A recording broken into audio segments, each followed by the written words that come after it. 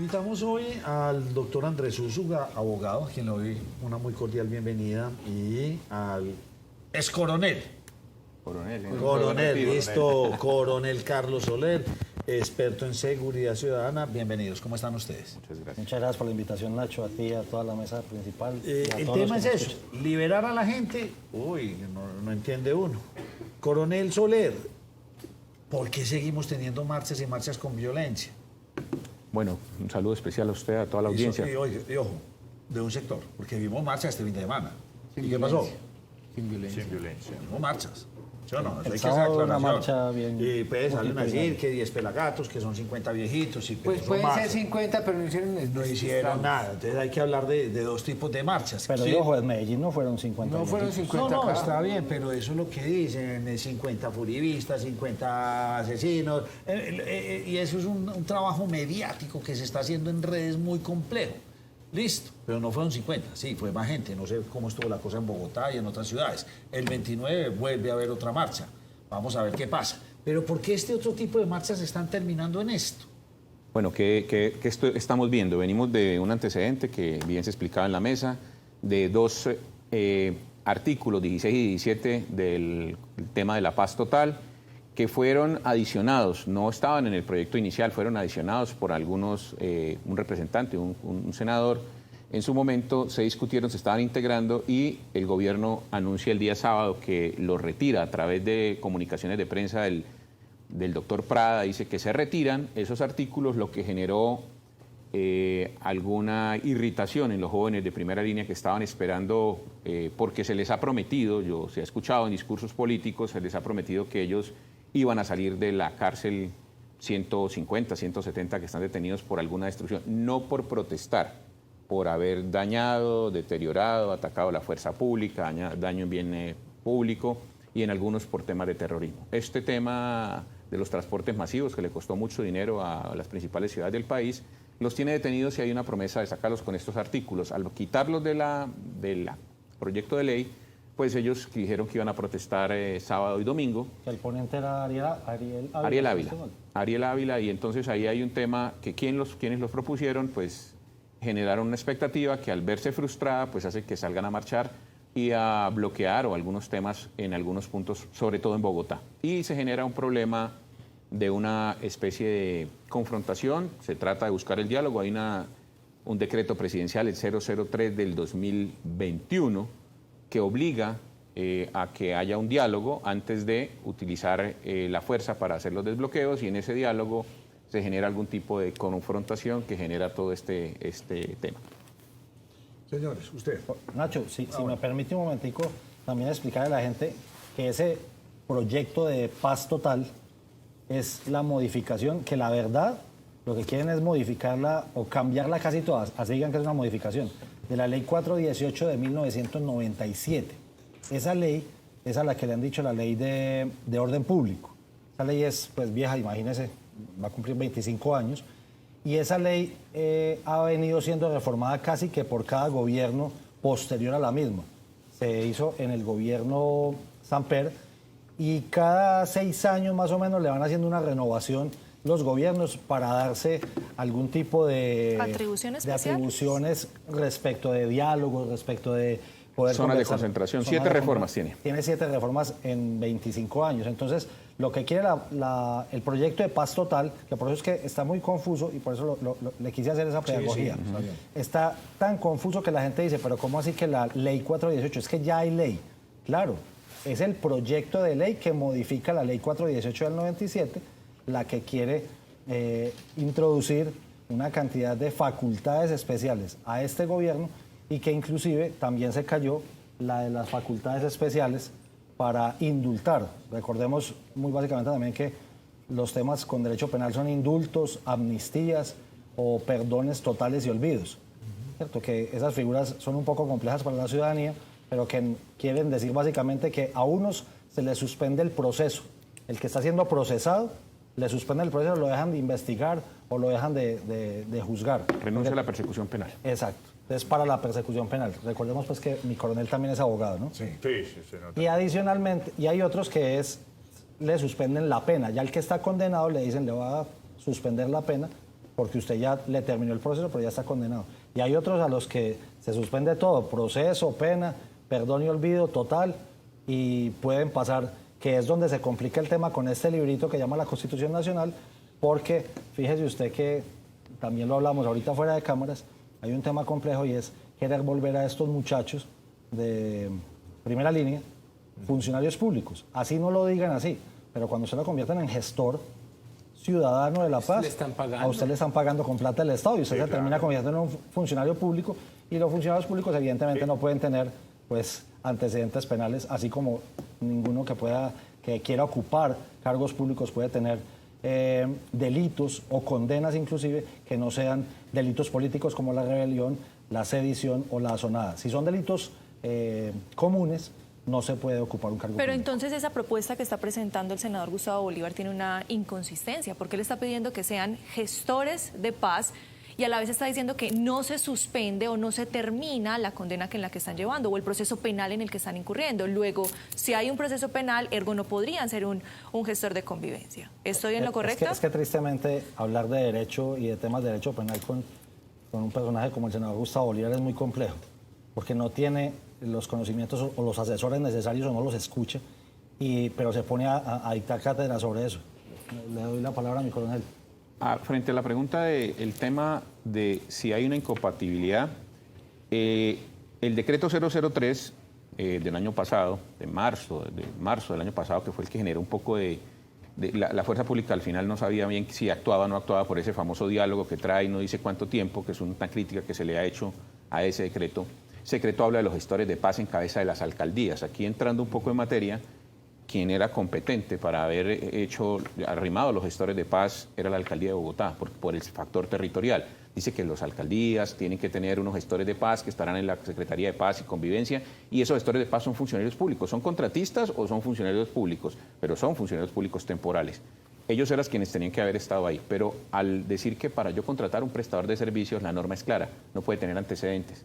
Es decir, antecedentes por condena, y hay algunos jóvenes que ya están condenados. Entonces ahí los condenados, los que están investigados, tienen la presunción de inocencia incólume, es decir, no han sido vencidos en juicio. Pero que no estén detenidos. No están detenidos, pero ahí hay un tema. Vía ley ordinaria estarían contraviniendo otra ley, están poniendo a chocar dos leyes y pondrían un tema constitucional sobre la mesa, porque alguien podría tutelar estos temas, alguien podría decir yo tengo mejor derecho porque a unos sí y yo también tengo derecho a trabajar, el derecho al trabajo y vida digna es para todos, y ahí empiezan a chocar derechos fundamentales vía tutela, que es un poco un desorden que se empieza a armar en la arquitectura constitucional colombiana. ¿Por qué nos dicen que son prisioneros políticos? Bueno, ahí es un tema bastante confuso. Yo no lo he logrado entender. Yo pues entiendo que la persona que lo está diciendo es la doctora Pozo. Gabriela Pozo. Gabriela Pozo. Ella no es abogada, pero supongo que debe tener unos asesores que le explican que los delitos políticos en Colombia son 4. Sedición, asonada, rebelión, son los delitos que permiten una negociación política para... Ese tema está en la ley penal, tal cual como se lo estoy diciendo, está en la Constitución, y frente a esto proceden amnistías e indultos. Yo no entiendo cómo uno podría aplicar una amnistía o un indulto sería inconstitucional a unos jóvenes que dañaron el metro, a unos jóvenes que pudieron cometer una serie de delitos comunes. Esos delitos son delitos comunes, no delitos políticos. Entonces ahí hay un problema de constitucionalidad que creo que se surge. Pero, coronel, ¿esa no es la trampa de la ley?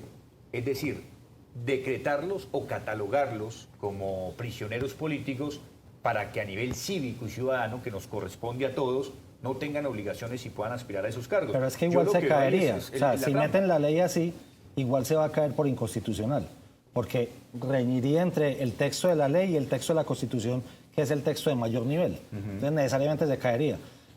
Por eso es que digo que debería estar mejor asesorada la alta consejera para la juventud, porque evidentemente, y creo que también es importante que la ciudadanía lo entienda, la pedagogía es importante en entender qué es la rebelión, qué es la sedición, qué es la asonada.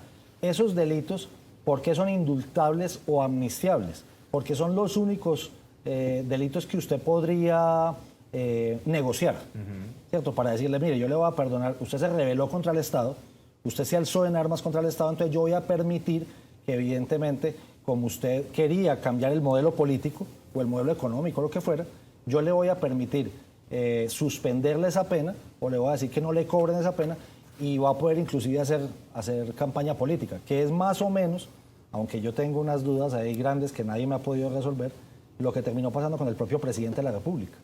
El presidente de la República que dijo que fue miembro de una agrupación guerrillera nacido en 1970 como el M-19, hoy no es muy claro qué fue lo que le aplicaron a Gustavo Petro, si amnistía, si indulto o si perdón y olvido, porque el documento pues no aparece por ningún lado.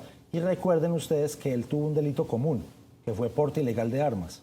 Ahora bien, ahí también hay algo que decir, que creo que mi coronel lo recuerda bien, y es, a él lo juzgó un juez penal militar. Entonces, evidentemente, estaba viciado desde ese momento, porque no podía ser que aunque en ese momento se podía, los civiles como él estuvieran siendo juzgados por militares. Sin embargo, creo que de lo más importante es que la ciudadanía entienda que quienes hayan cometido delitos comunes, y el terrorismo inclusive es un delito común, es un delito ordinario, vandalismo, daño en bien ajeno, lesiones personales, tentativa de homicidio, todos estos son delitos absolutamente comunes que los podemos cometer cualquiera de nosotros. Esos delitos no se pueden equiparar a los delitos políticos, por lo tanto, no se pueden ni indultar, ni amnistiar, ni hacerles perdón y olvido. Coronel, pues decía ahora el viceministro en las declaraciones que escuchábamos que él no estaba allí en un tema de mediación, intercediendo por nadie. Entonces, finalmente, ¿qué estaba haciendo dentro de esa tanqueta? ¿Cómo interpretar eso? Bueno, ahí frente al hecho concreto hay muchas cosas para decir y muchas dudas. Dudas porque no tenemos como la película completa. Lo que hemos visto en videos, lo que hemos analizado, lo que se ha debatido, lo que el señor viceministro dijo esta mañana en 2 emisoras, pero también lo que dijo el director de la policía, entra en un tema bastante analítico. Entonces vamos a decir que si estamos aplicando el decreto 003, firmado por el presidente de la República, el ministro de Interior, el ministro de Defensa, crea a unas personas que son los gestores de diálogo en cabeza de las alcaldías que tienen que ir a negociar. Cuando se está negociando, el Ministerio del Interior tiene mucho que decir porque es el Ministerio de la Política. También es claro que en la Constitución, tema pedagógico, la Constitución dice que los funcionarios públicos responden por acción, omisión o extralimitación. Entonces, dentro de las funciones del señor viceministro, esas son funciones del ministro, están delegadas algunas cosas, no conocería un acto administrativo. ¿Para qué fue delegado él para ir ahí y por quién? Entonces, la primera pregunta, ¿fue delegado para ir a generar un tipo de diálogo? Con los indígenas se hace mucho, en el Cauca se hace mucho y el ministro del Interior va o el viceministro delega un viceministro o el ministro de Defensa, van y negocian, dialogan. Si iba a haber un diálogo, bajando la temperatura, tendría que haber un acto administrativo que le dijera usted va a esto y se compromete a esto y esto. ¿Por qué? O sea, un decreto o una resolución firmada para no vaya a esto. Para no salirse de las facultades que le da la ley, porque se podría estar extralimitando. Entonces no conocemos ese acto administrativo.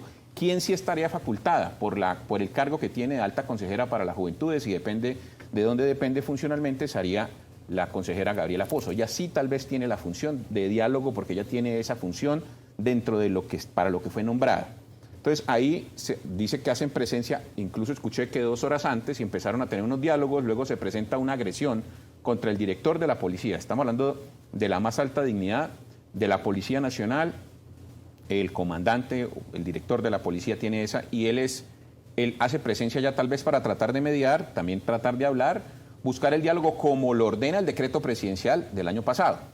Entonces, ahí le dan una orden de que la policía, ¿quiénes? Los gestores y la policía comunitaria. Entonces, vaya, hace presencia, le tiran algunas rocas, dañan su camioneta porque se ve la camioneta en las fotos impactada y rota como en los vídeos en 3, 4 pedazos y una farola.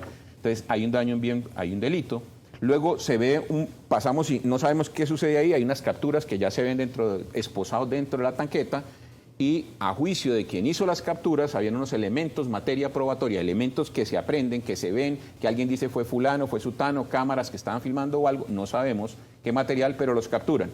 Y luego vemos una intercepción del señor viceministro que está ya dentro de la tanqueta, ya no está ingresando en la tanqueta Daniela Pozo, ya no ingresa, pero él ingresa y ellos dicen que lo suelten y parece que hay un intercambio de palabras amigables, lo sueltan por esa gestión y quedan dos dudas. Con él.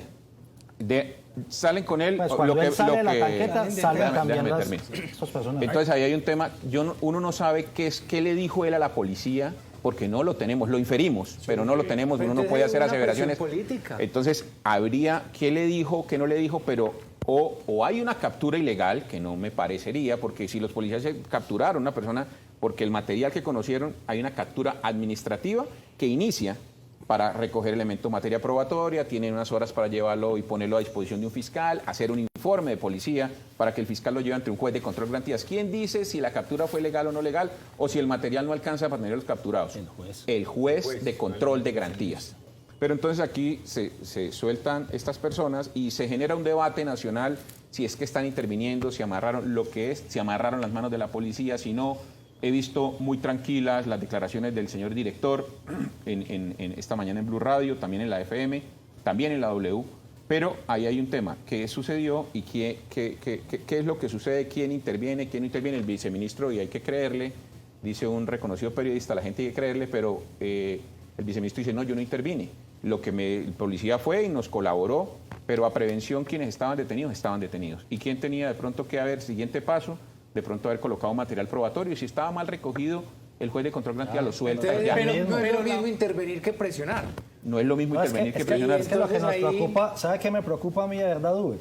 Le digo yo, que los policías que hicieron la captura Van a terminar investigados, ya están ¿cierto? investigados. Van a terminar investigados entonces ellos por haber hecho su trabajo, ¿cierto? Investigados disciplinariamente. La Procuraduría esta mañana notificó la apertura de investigación Además, formal. porque los muchachos tenían, si no estoy mal, 4 investigaciones ya. investigaciones. Claro, 4 Exacto. anotaciones. De los 4 capturados. no de los Exacto. policías. Pero No entonces tenía el tema ningún es, orden, pero bueno. ¿cómo es posible? Entonces lo que va a terminar pasando es que los policías por hacer su trabajo van a terminar investigados. Y no sabemos, porque no sabemos cuáles son las palabras, o de pronto aparecen, ¿cierto? De pronto aparecen. De Sí, pronto porque hay, los policías de pronto hay estaban alguien por ahí grabando. grabando alguna cosa y saben qué fue lo que habló el viceministro. Pero a mí sí me parece, y lo voy a decir con todo respeto, que interviene en la función judicial el viceministro. Esto es, en el Estado de Derecho, social, democrático y constitucional de derecho, existen los 3 poderes, ¿no? El poder ejecutivo, el poder legislativo, el poder judicial. No pueden interferir entre ellos. Alguien del poder ejecutivo, como el viceministro, no podría estar haciendo el trabajo del juez, que es decir, evaluar y decir, a mí me parece que la captura es ilegal. No, es que no es lo que usted diga, es lo que diga el juez. Entonces, Exacto, eso es una lo cuerda de primero. poder. Y si actuó contra derecho el viceministro García, si de verdad actuó contra derecho, Le pueden eso abrir una investigación. No solamente investigación disciplinaria, Penal. tiene delitos. ¿Por qué? Porque puede haber peculado, puede haber abuso de autoridad, puede haber otra cantidad de tipos Extralimitación de penales, función pública. extralimitación de función pública.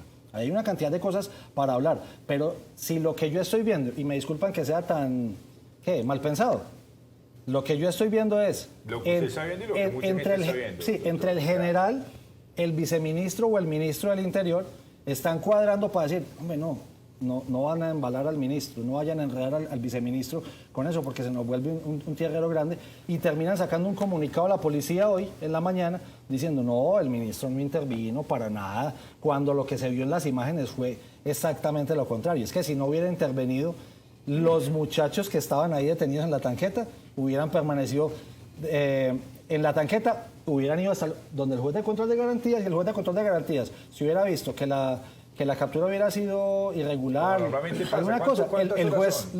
los hubiera sacado hoy mismo. Antes de 36. Antes ¿Cuál de- es, cuál es la 36 horas. influencia del Normalmente Ministerio del Interior en la policía? Muchísima.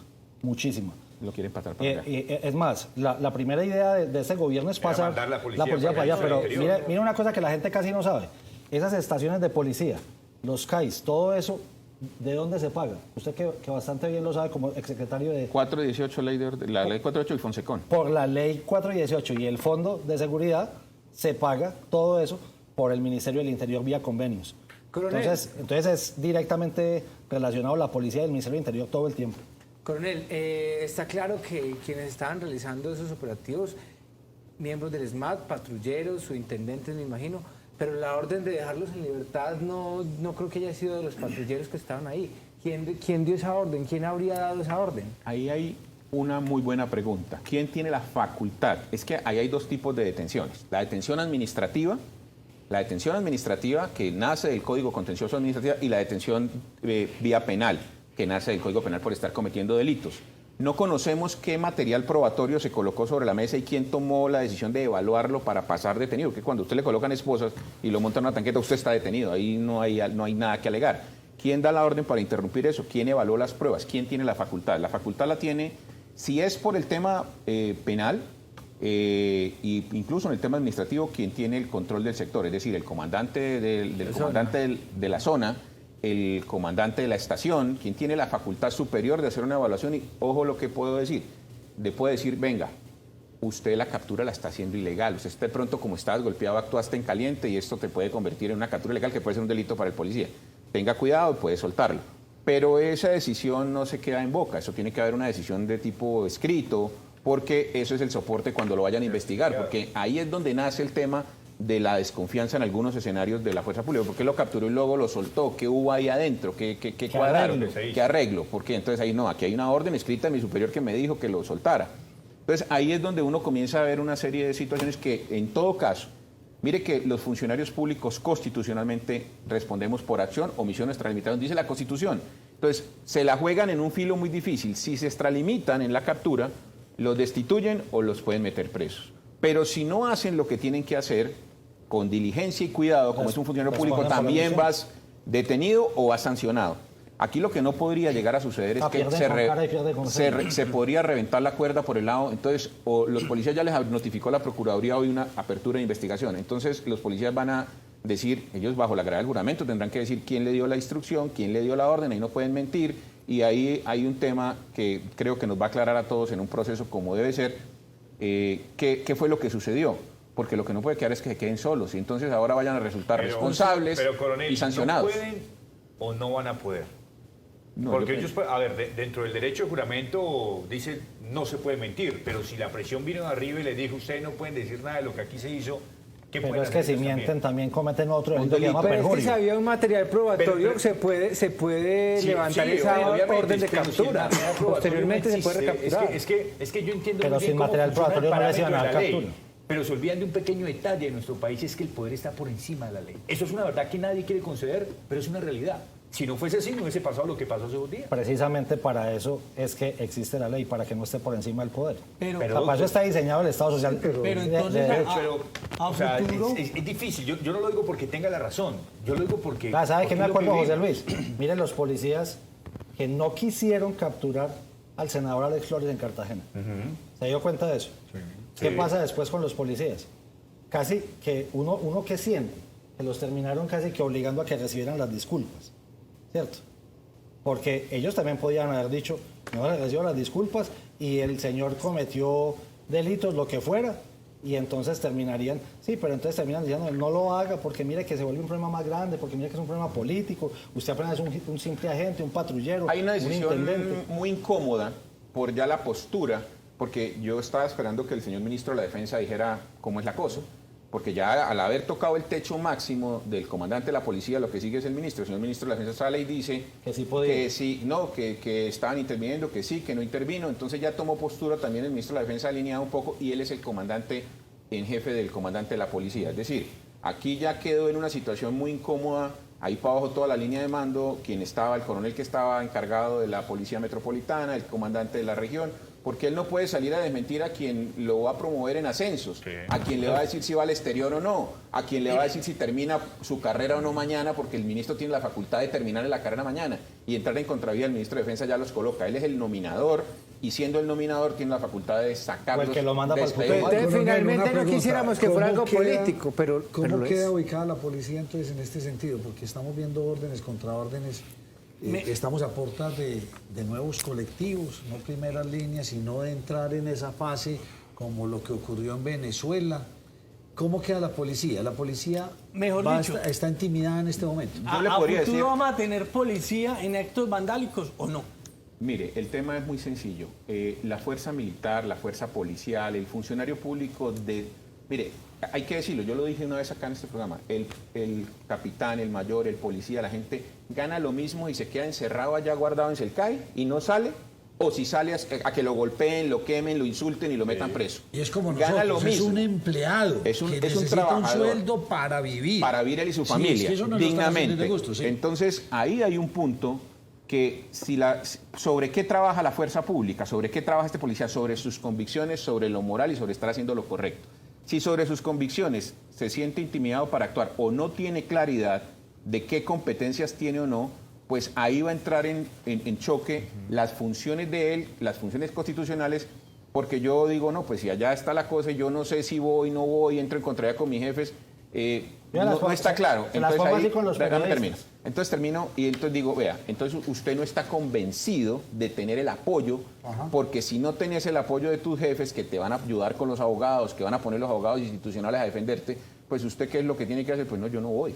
Y queda desprotegida la gran cantidad de la población. Es que ahí es donde la moral de la fuerza pública no puede ser tocada. Un policía tiene que saber que si usa su arma y la usa bien, la gran mayoría, el 80-90% de la población colombiana lo va la institucionalidad. La primera es la institución. La institucionalidad del Ministerio de Defensa, la dirección de la policía, todo el mundo lo va a arropar porque enfrentó a un delincuente y no es que mañana termine investigado, echado, pagando a los abogados con su carro, con su casa, dejando a sus hijos sin su comida. Es que ahí hay un problema.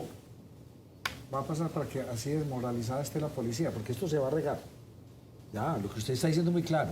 A mí me gano mi salario quedándome quieto o saliendo a actuar. Me quedo quieto porque si no me voy a meter en un enredo grandísimo por lo que estamos viendo, por los antecedentes. ¿En cuánto tiempo esto se puede irradiar por todo el país? No, yo diría que ya está en este momento. Ya en este momento hay una desmoralización no solamente de la policía, sino de la fuerza pública. Y están empezando a cuidarse para simplemente que pase el tiempo. Conservar su puesto. Y conservar su puesto y conservar su sueldo, ¿no? Sí, y que llegue el tiempo de retiro donde ellos tengan una asignación de retiro. Se las voy a poner en términos de los periodistas. Los que tienen la formación de comunicadores sociales, de periodistas, a ustedes los formaron para algo, ¿cierto? Y les enseñaron a hacer algo. Si cuando están ejerciendo la profesión, su propio jefe les dice que hagan exactamente lo contrario, evidentemente van a entrar en una contradicción de principio, ¿cierto? Ética. Claro. Y usted va a decir, pucha, por eso no fue lo que me enseñaron a mí en la universidad. A mí me enseñaron otra cosa. Entonces usted también toma la decisión de continuar ahí porque tiene una necesidad de comer, de que su familia tenga un sustento, de que sus hijos puedan ir al colegio, de poder comprar un mercado y mucho más en condiciones de estas económicas, como le gusta a usted, José, todo el tema. O decir, yo simplemente me quedo callado y le hago caso a mi jefe. Yo los invito a hacer una pequeña pausa, veamos Medellín cómo está a esta hora de la tarde, porque las inundaciones han sido, pero gravísimas, en varios sectores de la ciudad. Ya me entendió la pinta. ¿Ah? Ya me entendió la pinta. Ya le entendí la pinta. Miren la situación que se ha vivido en varios barrios de nuestra ciudad después del aguacero que cayó esta tarde. Y el sábado, esto es en la Presidenta. La quebrada La Presidenta, miren. El sábado estuvo muy mal también el poblado ahí. El sábado estuvo Éxito nefasto. Sí, esto es en el Éxito, todo. Mire cómo se inundó eso. Llegó a. Mire, ese es el parqueadero del Éxito, ahí a mano derecha por la barrita de la B. Mire, el agua prácticamente. La Presidenta, miren al punto al que llegó la 10 con la avenida ahora Las Vegas. en las horas Nacho, de la tarde. mire, Miren si esto. quiero un reporte que me llega Déjeme el reporte, ¿dónde hubo? de bomberos. Dice, en el sector del poblado, un vehículo quedó atrapado por inundaciones sin reporte de personas afectadas. También, entre tanto, pues en el barrio Loreto se presentó un deslizamiento que afecta el ingreso a un edificio. En Vallejuelos, entre tanto, se activó un equipo técnico por un movimiento en masa que afectó 2 viviendas. Y en Altavista se verifica un deslizamiento sobre una quebrada. En el corregimiento de Santa Elena se presentó un deslizamiento y ya se informó a la Gobernación de Antioquia, pues porque está encargada de esta vía. Desde la GRED pues continúa Nacho evaluando. Hoy teníamos Gracias. invitado al señor gobernador de Antioquia, venía para el programa, nos canceló debido a esta emergencia invernal que está viviendo. Ustedes lo dijeron aquí el viernes pasado, que lo habían dicho, que íbamos a tener fuertes lluvias sábado, domingo y inclusive el día de hoy. Vamos a seguir con este panorama. hasta el miércoles, Nacho. Hasta el Lunes, miércoles martes, vamos a El seguir oriente con eso. antioqueño muy afectado. Coronel, Todo el mundo está preocupadísimo por amnistiar a los de primera línea, pero nadie está preocupadísimo por los policías, más de 50 que están investigados. Ya los tienen a punto de fusilarlos. Y entonces los policías sí van a pagar. Si le van a hacer a estos equilibrio, pues ¿y a estos qué? No los van a meter en la amnistía. Nadie está preguntando Yo eso. tengo una pregunta sobre eso. ¿Se está abriendo una puerta para un Estado dejar pasar, dejar hacer? Laissez-faire, laissez-passer. Podría ser, porque se está diciendo... esto es el montaje de colectivos. Es que uno no podría decir que... Yo no tengo los argumentos, porque uno tiene que decirlos con los argumentos. Montar colectivos, no sé, pero yo escuché que va a haber un 100.000... Liderados por Bolívar. No sé quién será el líder, o sea, el tema es que... Pero recordemos que sí, que él sí hizo inclusive una vaqui recopilando plata para pagar elementos para entregar en la primera línea. Si el país lo olvidó, habrá que recordárselo. ¿Por qué está tan preocupado el señor Gustavo Bolívar porque a estas personas se les dé amnistía? Creería yo, es un concepto personal, que es porque les prometió algo en campaña, Y académico. ¿cierto? Y les tiene que cumplir. Pregunta, profesor, ¿por qué esto electores. se ve más crítico en Bogotá? No sé si en Cali, en Medellín no se ve tan crítico, ni en Barranquilla, Pereira, Manizales. ¿Por qué estás tan acentuado como en ciertas ciudades del país? Bueno, uno tiene que ponderar varias cosas. Lo primero, lo he dicho 1000 veces, todos los jóvenes que protestaron no dañaron, no golpearon. La protesta es legal, uno pararse con un cartel, hacer un bloqueo, eso no es una ilegalidad, no.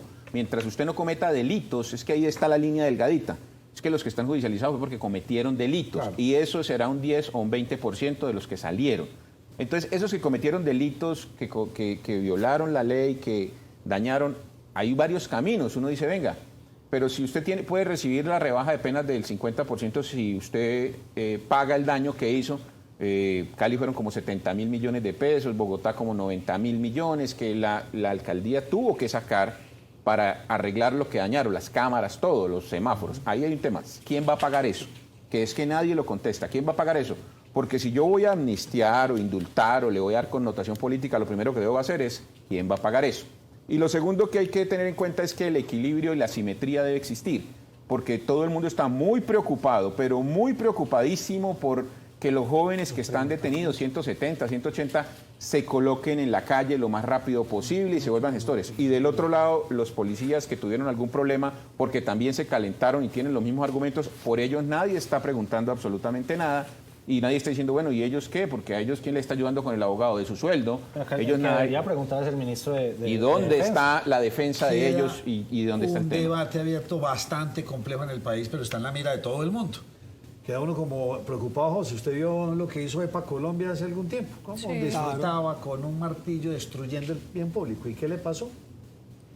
Nada, que yo... Pero sí la condenaron. La condenaron a reparar algo. Reparar y Sí, pagó, perdió plata, pagó perdió plata y mucho, eso. sí, claro. Esa al menos pagó alguna cosa. Lo económico. Sí, claro. Señores, muchas gracias por habernos acompañado. Muchas gracias por la invitación, Nacho. No lo Gracias veo a como usted. muy optimistas. No sé. Veo que bien están sufriendo ustedes la moral de la Policía Nacional. Veo que ustedes están preocupados en ese sentido. La desmoralización de la... Desmoralización para el suelo y mejor cuido mi puesto porque se vienen días difíciles económicos. Me quedo aquí calladito. Pero la multicriminalidad sí está subiendo. Y está subiendo. claro, pero porque no la sé si están hay espacio, institucional. Nacho, para una pregunta más. Señor, tengo Nacho, otra invitada. le cuento una para despedirme. ¿Y sabe por qué están muy contentos adicionalmente los bandidos? Porque cuando sube el dólar, también sube la coca. Sí, señor. Entonces están bastante Las contentos. rentas ilegales van a subir. Bastante Señores, una contentos. breve pausa. Muchas gracias a ustedes dos. Ya volvemos con más invitados a la primera mesa de opinión del tío.